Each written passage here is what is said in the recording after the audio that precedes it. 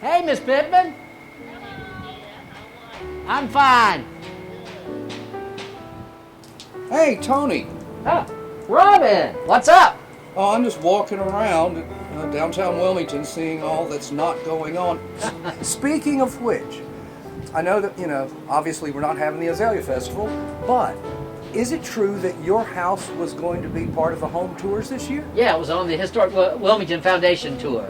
But, I was just thinking, it's just like living in London in the 17th century. The plague comes and the theaters shut down.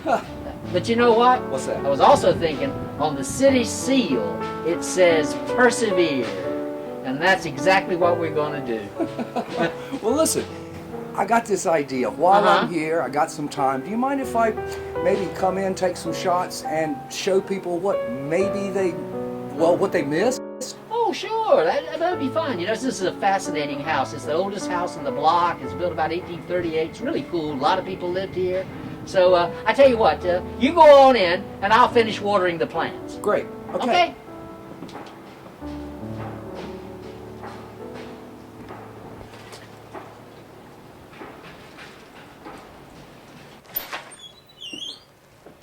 Wow, Tony. Wow. You have got a lot of art hanging on this wall. Well, there's art, and there's some wonderful art, and there's stuff I've bought on the street. Can I interrupt you? I am over 6 feet from you, I promise you. You can take your mask off. Okay. All right, we will throw caution to the wind. Yes, I've been collecting art and visual things all my life. It's not really... It's a collection of my memories and a collection of things that appeal to my eye. So there's wonderful stuff and maybe even valuable right next to a piece of something I bought on the street in some place. So it's all mixed up, but it all means something to me. But there's like 10 Claude Howells, there's like a dozen Dorothy Gillespie's, there's 2 or 3 Mark Webbers, a lot of local artists, Nick Myjack. But I think probably the piece that in some ways is the most special in a way is the Claude Howell over here. Mm-hmm. And he did that on New Year's Day 1946. It's a self-portrait. He did it on butcher paper, and he said he had a terrible hangover when he did it. And so I own it, and it was a gift. And that was his favorite image of himself. And at the Claude Howell Park, that is the image on the sign because that's what he wanted. Right. It's this whole house is sometimes it's been described as in the mind of Tony RIvenbark, or it's also the house of angles. Yes. Also, nothing is square. No. So things don't hang right. What were you telling me one day about rolling a... Oh, you literally could put a cannonball in the bedroom here and it would roll all the way down. I mean, the whole house, because it's it's over 150 years old. So it's like almost 200 years old. I noticed some photos. Right. Tell me about those two. Well, the one my favorite is Mariah Quelch, who owned this house for about 10 years in the teens and 20s, and that's a photograph of her standing in the backyard, in the back of the kitchen, and it was given to me by her granddaughter, who was sitting in a car out front of my house, and I walked out one day, and I asked, "Can I help you?" And she said, "Well, I used to visit my grandmother here." And I said, "Would you like to come in?" And so I did. Oh, wow. And she had a great time. And then when she walked out, she said this was always a happy house. And so it was like a blessing. Anyway, about 3 weeks later, I received this picture of her grandmother in back of this house. I think this is so cool. Okay. And then, of course, it's called the Major Riley House. Elizabeth Stone owned the house. I bought it from her in '86. And she is the one who named it the Major Riley House. He was the man who surrendered the last fighting forces at Fort Fisher. Okay. And they had evacuated the fort, and he and 14 dudes got to the end of Federal Point, where Battery Buchanan was, and that's where he surrendered. So the fort had fallen, but the last guy standing, I guess they were persevering. Anyway, they surrendered, and so that was the end of the conflict at Fort Fisher, which was a major battle in the history of America. And if you see the movie Lincoln, it starts with about the news about has Wilmington fallen, because that was so important, because that led to the surrender of Lee and ended that tragedy of the Civil War. Right. Oh, show me the other room, Tony. Well, this is the library and music room, and it's where my record player is, and my CD, and my tape player, and all my scratchy records from too many drunken parties, and I play them. I've certainly played them a lot lately. It's this section over here is theater. This section is local history. This section is world history. This is travel. The tobacco barn over there. I wouldn't have this if it hadn't been for tobacco.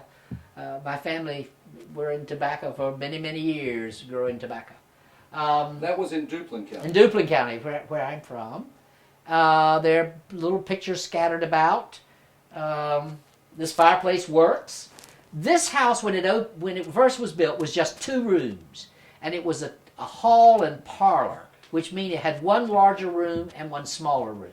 And the larger room was called the hall, and the other room was called the parlor. And it didn't have a hall, it was just 2 rooms, and maybe one fireplace, we don't quite know. And it was built around 1838. And then in 1850, they added on a dining room and kitchen area and another bedroom, and put 2 china closets in these 2 on either side of the fireplace, and put in double fireplaces. And then later on in the 1850s, a center hall, well, when they added the 2 rooms, a center hall was created. And then later on, that hall was taken out and was an archway when I moved in, and one china closet was gone. And then I removed the other china closet, and then I put the hall back in, but I made an archway. So the house is not a restoration. This is not a period house. This continues to be caught in the act of becoming. Okay. Well, it's fascinating. And each room has its own eclectic style. Mix, yes. I call this style somewhere between anti-mame and schizophrenia. All right. Well, let's get to the next portion of your schizophrenia. Where are we going next? I think we'll go to the dining room. Okay. Oh, wait a minute. We need to go into the guest bedroom, the Oscar Wilde room. Oh, the Oscar Wilde room? Well, it's the Oscar Wilde, Tony RIvenbark room. Okay. In here is the guest room. Wow. And over the bed is dedicated to Oscar Wilde. There's a signed poster from Vincent Price. I met with him in his dressing room when he did a performance about Oscar Wilde in Raleigh. And then over here is a few pictures from the 200 and some shows that I have been in. And it's my gym and costumes. And it's where guests can torture each other in here. I don't know. Well, that gym, I keep changing it. That gym looks like someplace you just hang your hats. Well, it is. That's how much I use it. But I paid for it. I want to get some use out of it. So I'm going to use it as a clothes rack. Right. Okay. Okay, now we were on our way to... You're right. Now, so we'll go to the dining room, but we might as well stop at the guest bathroom. This is this way. The guest bathroom. Bathroom, yes.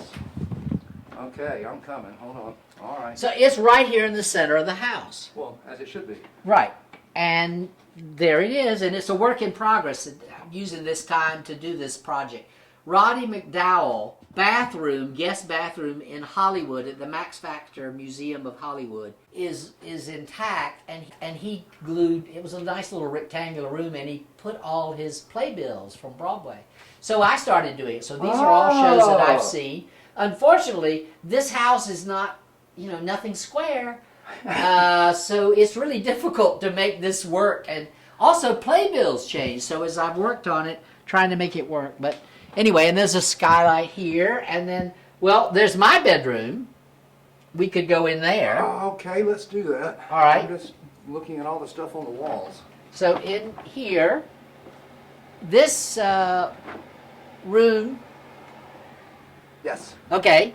In here, this is the 1850 edition bedroom. and there was a door that went from there to the front bedroom. And then there was a door here that went to the back porch. And then I added on a bathroom, and then I changed that bathroom, and I added on a walk-in closet and a laundry room and whatever. Okay. So this is this room. Okay.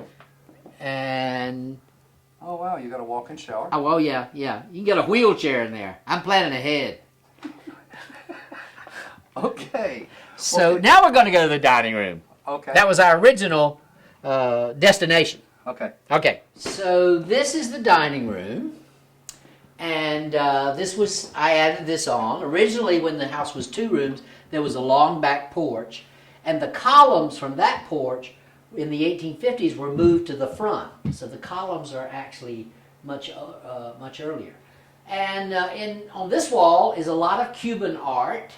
I've been to Cuba 4 times, and so I bought a lot of art from Cuba, and local artists as well. And there are also 3 caricatures of me in here.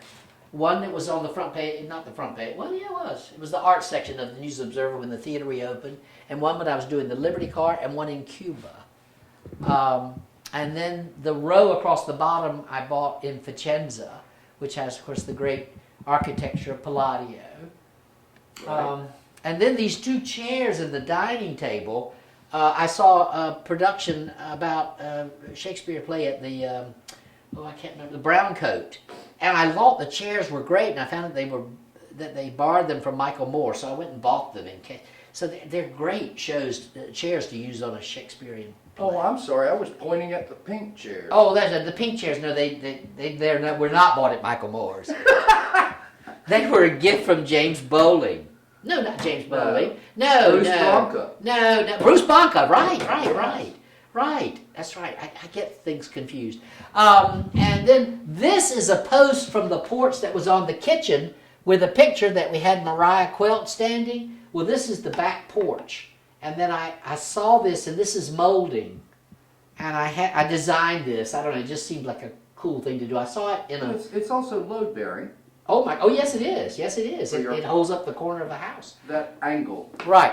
So then we walk into the back parlor, or the sitting room, which is exactly, and here we have, I couldn't find a sectional that I liked, so I created my own. So here is an 1840s sectional. This sofa probably was not a domestic. It was probably in a public building. It's a very massive. I mean, you could put a cannon on this thing and sail it across the Cape Fear River and sink the battleship. That's how. This thing took 6 people to get it out of Shane Fernando's attic. The only new piece in this house is this ottoman. Yes. Everything else is, I don't know, my treasure and somebody's trash. I don't know. But I guess my favorite thing in here, and is sort of what inspired the decor of this room, is the Dorothy Gillespie painting. And when I worked for Dorothy in New York... So she did different mediums. She did a lot. Oh, she did film. She did happenings. I mean, she was incredible. She was a major force in the women's art movement. And in June, we're celebrating her 100th anniversary of her birthday at Thalian Hall. But anyway, this painting, she was doing an exhibit at Fordham University. And I went and bought the wood for the stretchers, built the stretcher, stretched the canvas, painted the gesso, then she painted the painting, then I framed the painting, and then I delivered the painting to the exhibit. And Dorothy said, the way you describe it, you're the one that does all the work. I just paint the paintings.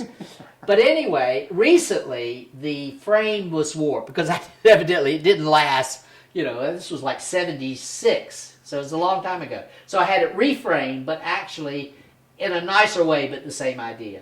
So it's, and then there are pictures of Dorothy across the bottom, a self-portrait, me and Dorothy, a portrait of her by Alice Neal, who was a great painter, who I met, who wanted to do a painting of me. But I was too busy doing my thing in New York, so I didn't see. I could be hanging in the Whitney. And then those are 2 Cuban artists. Oh, this is a painting from Cuba. And then over here is Hester Donnelly, one of the few abstract paintings she did. There's another Gillespie. And there's where the 2 china closets. This room actually was a building, a separate building somewhere that was moved here in 1850 and added on to this house. It's all wood. I know you know that. Oh, yeah. The ceiling is wood, the walls are wood, and we've added the strips to cover the seams. But this was a separate building, which may well be older than the house. So this building, this part, maybe 1820. And then the kitchen was added on the back that you saw the picture of Mariah Quelch. And instead of a fireplace, I have a TV. Because that's what people used to. They used to stare at the fire. Now we stare at the TV. Can we take a real quick look at your kitchen? Yes! All But right. let's not spend much time there. Okay. It's not together yet. Okay. Oh, okay. I'll just go on in there. Good for you. More art. Who knew? Well, this house is designed with, not designed, but there are 5 circles. Uh-huh. So even though it's a small house, you can have a lot of people here for a party because there are 5 ways for people to circulate. Okay. Circulation is the key, not the size of the room, but the ability to circulate. That's what makes a fun party. And you have a little loft above your kitchen? Well, it's not a loft. I just had them knock out the ceiling and the rafters. Right. I don't know if the ceiling will come crashing down or not, but it's a tiny kitchen, but that gives it a feeling of openness. Right. Okay. So let's see. Now we've seen the house basically, so I guess it's time to go for a celebration to the garden. Okay. This way. So this is, I guess, one of the last things that I have added onto the house, and this is sort of my celebration room. Is the Lord Shiva room. And see all Lord Shiva over here, and then some of the travel things, and then the flowers are artificial because Michael's, AC Moore went out of business, so I got a real deal. I said I got to do something with these, and so therefore it's always the flowers are blooming here no matter what season. And this is a great view of the backyard and garden, and the house opens. It has a skylight in it, which gets some more light into the house. And so this is a great, I really enjoy this room. And everything has become kind of yellow because of the production of Sunday Last Summer, which Kitty Fitzgibbon, by the way, was brilliant in. So I got this wicker and painted it this yellow for the garden of Violet Venable. And so I've done that with all the furniture in the garden. I've gone with this sort of yellow, which I like a lot. So it's fun. And then we will walk out into the backyard. Okay. This way. Well, welcome to my garden. It was very different before Hurricane Florence. There was 5 trees back here, so it was like being in the country. But then all those trees went away, so now I had to go to a different route. So I'm still adjusting to that, but it's a lot of fun. The thing about gardening is you're never done, and it gives you a lot of satisfaction. I mean, I am from Duplin County. We are people of the land. Land, Scarlet, is the only thing that matters. It's the only thing that lasts. So, there's just so much we could have looked at today. Claude Howell's Buddhist monk robe in my bedroom, the Shakespeare niche, the showboat niche, just a lot of things. But the house is just chock-a-block full of things. But I really would love to show you, but come back another time and I'll tell you about some of the other things. I like the toys, like the Ferris wheel, like the, that wonderful mechanical device I bought in Austin, Texas. That's cool. There's so many things that are just kind of